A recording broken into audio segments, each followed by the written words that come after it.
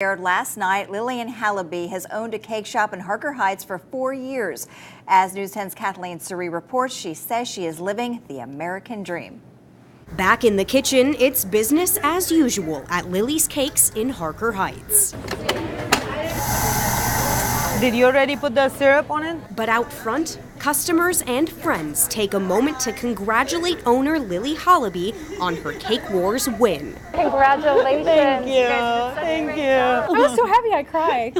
And according to the winner, that's exactly what she did this past July when her episode was taped. Of course, the first thing you do is cry, right? Because you can't believe it.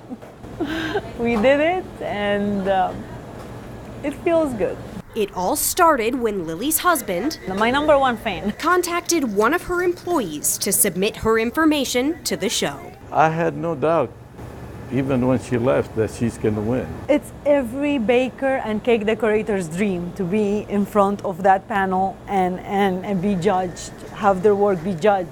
Part of Lily's American dream. It's gonna be really good. One she's been chasing since coming to the United States from Venezuela 21 years ago. Having the opportunity to be in the United States and seeing how much opportunities there is out there and taking advantage of it. And with a touch of sugar, spice, and a lot of support from the community. My American dream is coming true.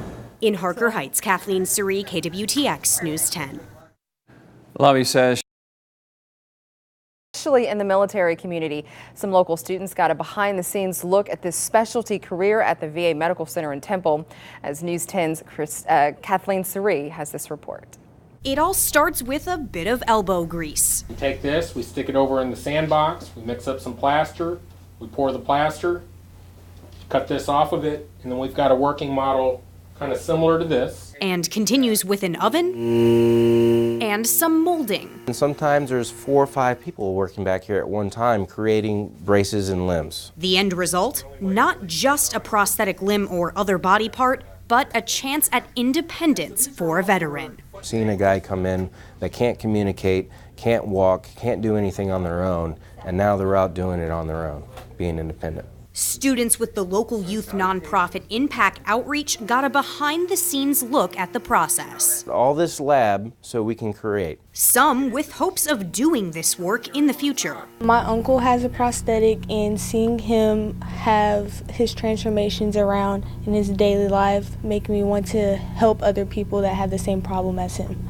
Like hundreds of local veterans and even the prosthetic experts themselves. My outlook was always you play with the cards you're dealt with, so make the best of it. I was so surprised. I didn't think that he would have one. It is a regular life. One that the professionals at the VA continue to give those who've served our country.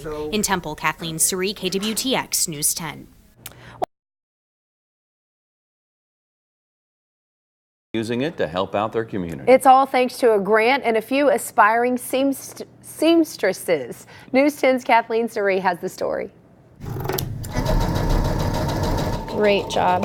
The machines and the students are hard at work at Fairview Miss Jewel Elementary School in Copperas Cove. You made a blanket. Good job. Part of the school's brand new after-school sewing club, started by school counselor Amanda Brown. Careful with your fingers. In August, she applied for a grant through the Copperas Cove Education Foundation for 6 sewing machines. Hope that our students can take this creative outlet and kind of, really think about how it applies to them in the classroom as well. Harnessing math, reading, and even problem-solving skills. Cut that off by using the cutter that's on it already. With other selfless goals in mind. Make clothes for everyone. Make clothes for the poor people who don't really have any clothes. Brown says her students are starting out simple with blankets that will go to the Copperas Cove Humane Society. We got to straighten it out. Eventually advancing to different clothing items, a step that aspiring seamstress Kyaja Barnes-Sims can't wait to take. Sometimes when I go to the store, I see clothes that I don't like, but then I'm like, maybe if I get a sewing machine, I can make what I want. A creative goal that can start with just a needle and thread. Good. Okay, pull it. And of course, a bit of guidance. In Copperas Cove, Kathleen Surrey, KWTX News 10.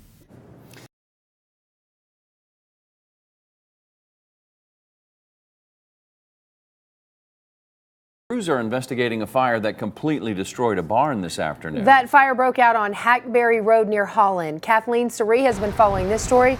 She joins us now live from the scene with more. Kathleen.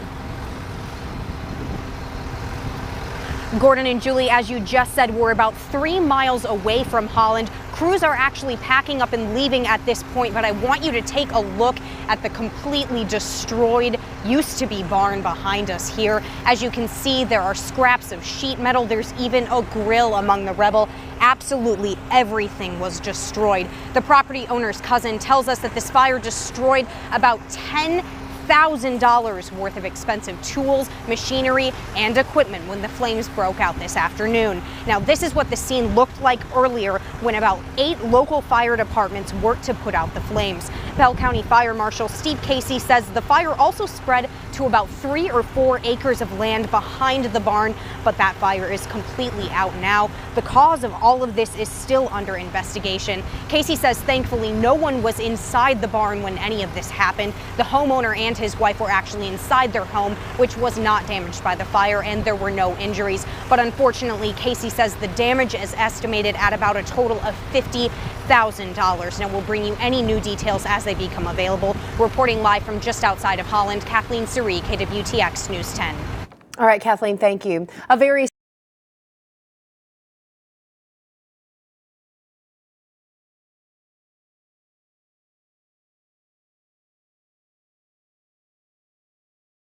TJ Collins is your typical 7th grade student. Miss Finn, do we need scissors? But as Collins walks through the halls of North Belton Middle School, it's easy to see that he's the only student this well dressed. We went to JCPenney's a lot in Burlington. They're getting some money from us. For each day of Black History Month, Collins is wearing a suit to represent a different famous African American. He's even keeping track in one of his classrooms. But beyond the colorful ties and dress shoes, Collins is on a mission to learn more, while encouraging his classmates to do the same. I mean, it means a lot, and I'm going deeper in my culture. Instead of just talking about Malcolm X and Rosa Parks, who obviously did something great, but I'm going deeper into people who also did other things great. Today, I'm Bob Johnson, and he was the creator of BET and Jet Magazine and was the first Black billionaire. No matter where you live, you're going to be immersed in different cultures and learn about different people, and there's always things we can learn. Once February is over, the suits may retire. But Collins says the knowledge and appreciation for prominent African Americans doesn't have to. If I want to learn about one Black activist, I can keep learning about him no matter what. It's not just 1 month of the year.